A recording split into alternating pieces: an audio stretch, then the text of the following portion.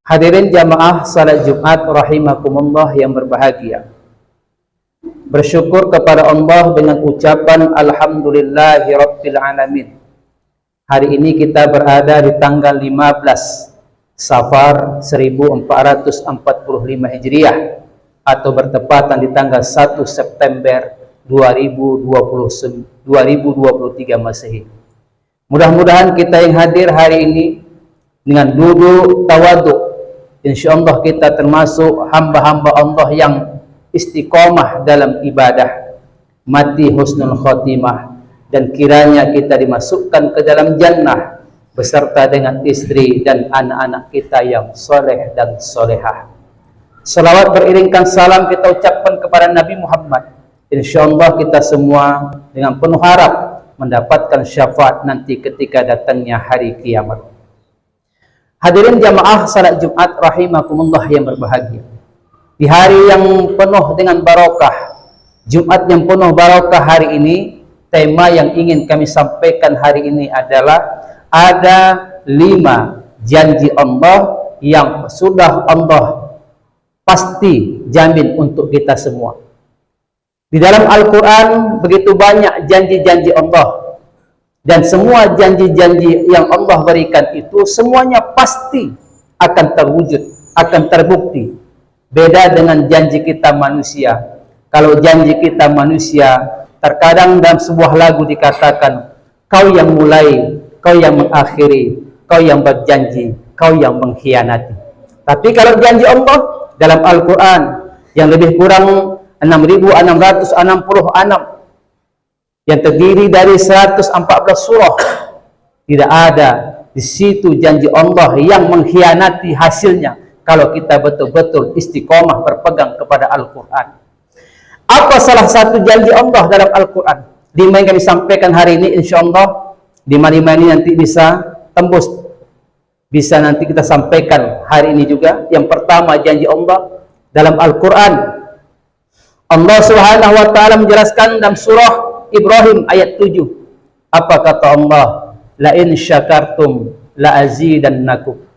Siapa yang bersyukur atas nikmat, maka akan aku tambah nikmatku untukmu. Ini janji Allah. Apa itu syukur? Syukur itu artinya adalah berterima kasih. Berterima kasih. Kita terima segala nikmat-nikmat Allah yang Allah berikan kepada kita. Lalu apa yang pantas kita kasih kepada Allah setelah Allah memberikan nikmatnya itu kepada kita?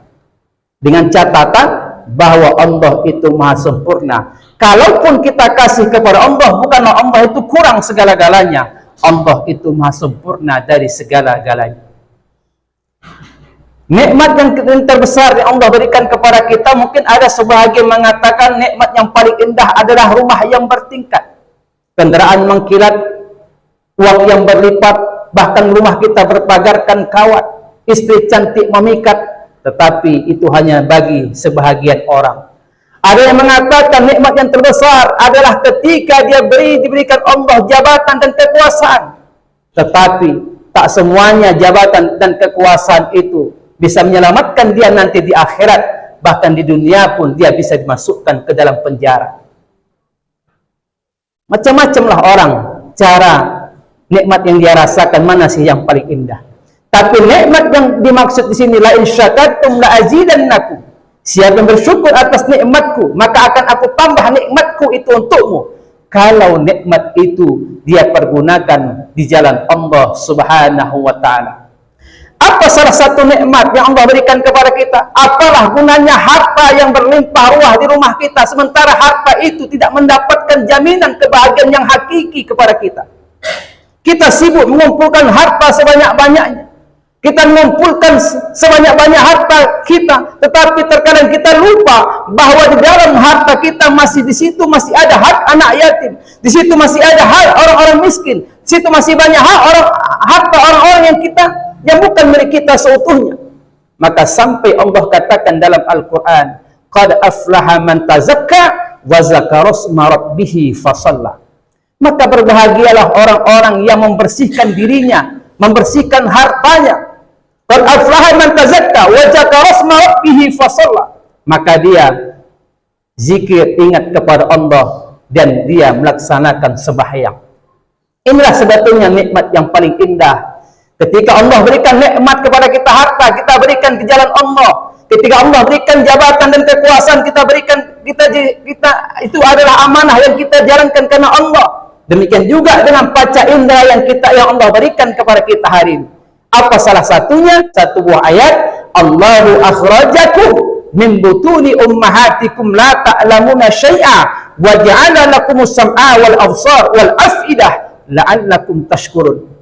Nikmat yang pertama yang diberikan Allah kepada kita adalah ketika Allah mengeluarkan kita dari perut ibu kita, la ta'lamuna syai'a, kita tidak mengetahui sesuatu pun juga. Maka Allah memberikan nikmat yang pertama kepada kita apa?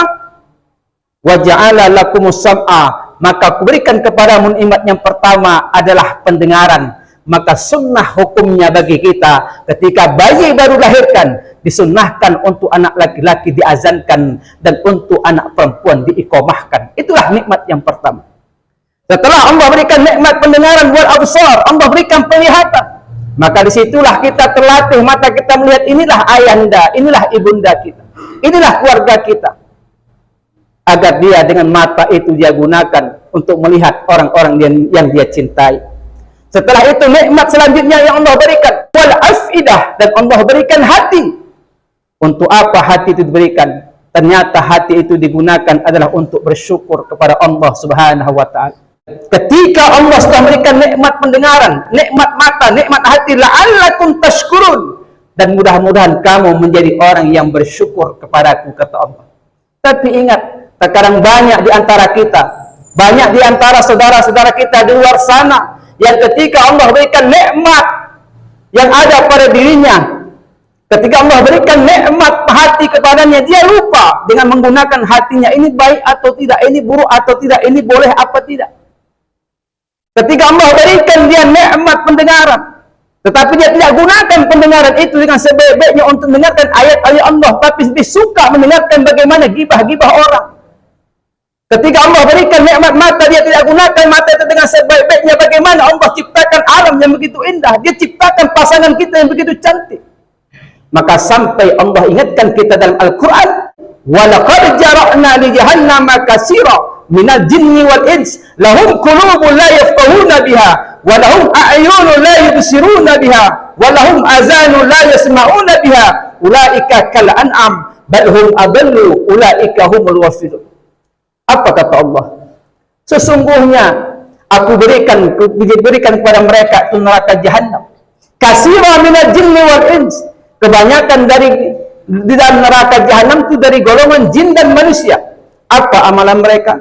Kata Allah, lahum qulubun la yafqahuna biha.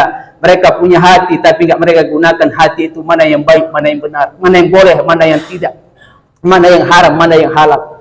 Lahum a'yunun la yubsiruna biha. Mereka mempunyai mata tapi tidak dia gunakan mata itu untuk melihat sesuatu yang dibolehkan. Lahum azanun la yasma'una biha. Mereka mempunyai telinga tapi dia tidak gunakan telinga itu untuk hal-hal yang baik. Ulaika kal an'am, kata Allah. Mereka itulah seperti binatang, balhum, bahkan lebih sesat.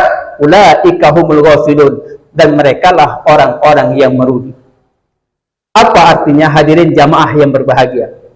Maka jadikan nikmat, jadikan janji Allah ini, siapa yang bersyukur atas yang Allah berikan kepada kita, maka nikmat itu akan ditambahkan oleh Allah Subhanahu wa taala kepada kita. Kita gunakan harta kita di jalan Allah, kita gunakan jabatan kita di jalan Allah, kita gunakan seluruh panca indera kita di jalan Allah, maka yakin dan percayalah janji Allah pasti akan pasti, maka akan timbullah sifat tawadu dalam ibadah kepada Allah Subhanahu wa taala. Itu yang pertama. Yang kedua, janji Allah yang kedua dalam Al-Qur'an. Dalam surah Al-Baqarah ayat 152. Allah Subhanahu wa taala menjelaskan, "Fazkuruni uzkurkum." Ingatlah padaku, maka aku akan selalu ingat kepadamu. Terkadang kebanyakan di antara kita, saudara-saudara kita di luar sana, dia ingat kepada Allah hanya pada saat ibadah, dia zikir, tawadu, ucapkan subhanallah, walhamdulillah, wala ilaha illallah, Allahu akbar. Ketika di majlis ta'lim dia ucapkan subhanallah walhamdulillah wala ilaha illallah wallahu akbar. Tetapi ketika di luar masjid, ketika di luar majlis ta'lim, mulailah dia nanti ketika di pasar mulai lupa dengan Allah. Mata tak dia gunakan untuk melihat yang baik. Melihat biniknya keluar air matanya, lihat bini orang keluar air liurnya. Tak dia gunakan dengan yang baik. Makanya ingatlah aku. Maka sebaik-baik ingat aku, kata Allah. Di mana tempatnya? Adalah ketika kita melaksanakan ibadah solat. Makanya orang tasawuf, orang-orang ahli sufi mengatakan bahwa hakikat solat itu kalau dia berdiri seperti alif, kalau dia rukuk seperti ha, jikalau dia sujud seperti mim, jikalau dia duduk seperti dal. Ketika disatukan huruf demi huruf itu, alif, ha, mim, dal, maka menjadilah kalimat Ahmad. Maka orang yang sholat adalah Ahmad. Ahmad itu artinya terpujilah. Maka orang yang melaksanakan ibadah sholat, maka pasti dia akan terpuji. Maka lihat, ketika kita melaksanakan ibadah sholat, tak ada yang mencagil, tak ada yang mengganggu. Kadang-kadang ada juga sebahagian kawan yang mencagil, mengganggu awak ketika sholat. Ketika kita sholat, dia tarik baju kita dari belakang. Ketika kita sholat, dia tarik celana kain kita dari belakang. Bahkan anehnya ketika kita berdoa, tarahkan kedua telapak tangan kita. Sudah serius, khusyuk kita berdoa kepada Allah. Datang kawan jahil, kasihnya sebungkus rokok di tangan awak. Ini namanya sholatnya main-main. Makanya fazkuruni uzkurkum, mintalah padaku, berdoalah padaku, ingatlah padaku, maka aku pasti ingat kepadamu. Maka sebaik-baik ingat kita kepada Allah, pandang Allah, laksanakan perintah Allah dengan melaksanakan ibadah salat. Yang ketiga, janji Allah kepada kita adalah wa makanallahu mu'azzibahum, ja'alah Allah akan mengajak suatu kaum wahum yastaghfirun, selama mereka mengucapkan istighfar. Artinya, sebanyak apapun dosa kita, sebanyak apapun kesalahan kita, hari ini jujur kita katakan tak ada manusia yang hadir hari ini yang tak bersalah, tak ada manusia yang tak berdosa. Tapi kita sadar sebanyak buih dosa kita di tengah lautan, kita sadar sebanyak pasir di pinggir pantai. Tetapi selama Allah masih kita mengakui kesalahan kita, istighfar kepada Allah, mengakui kesalahan kita, maka Allah tak akan berikan azab kepada kita.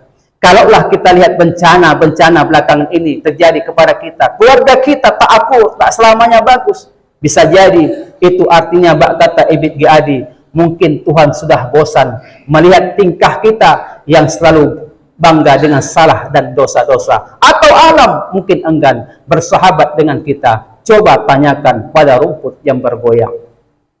Bisa jadi kita lupa istighfar. Ketika kita berbuat salah, kita bangga dengan kesalahan kita. Tapi ketika kita berbuat salah, kita lupa minta ampun kepada Allah Subhanahu wa Ta'ala. Yang keempat, janji Allah kepada kita dalam Al-Quran surah Al-Ghafir ayat 60, Allah katakan, ud'uni astajib lakum, mintalah padaku, berdoalah padaku, maka pasti akan aku kabulkan. Semua doa yang kita ucapkan dikabulkan oleh Allah Subhanahu wa Ta'ala. Mengapa hari ini Allah sudah 60 tahun umur aku bermunajat kepadamu, berdoa kepadamu, rukuk, sujud, semua aku sembah engkau, bangun sepertiga malam aku berdoa, mengapa hari ini tak kau kabulkan permintaanku ya Allah? Bisa jadi hari ini persekotnya, kalau Allah kabulkan doa kita hari ini, khawatir yang segini saja pun kita sombong dengan saudara kita. Yang hari ini saja yang kita miliki, kita sombong dengan saudara-saudara kita. Jumpa kawan, tak ucapkan lagi assalamualaikum. Kadang-kadang bahasa-bahasa keren, bahasa-bahasa guys, yang bukan ajaran daripada ajaran agama Islam. Maka hari ini kita bermohon kepada Allah, mintalah pada Allah, Allah kabulkan.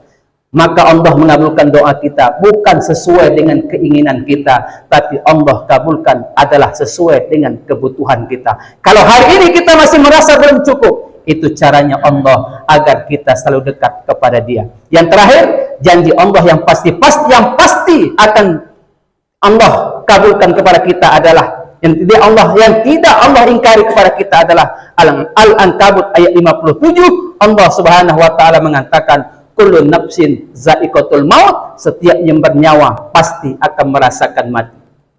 Sadar diri, muhasabah diri.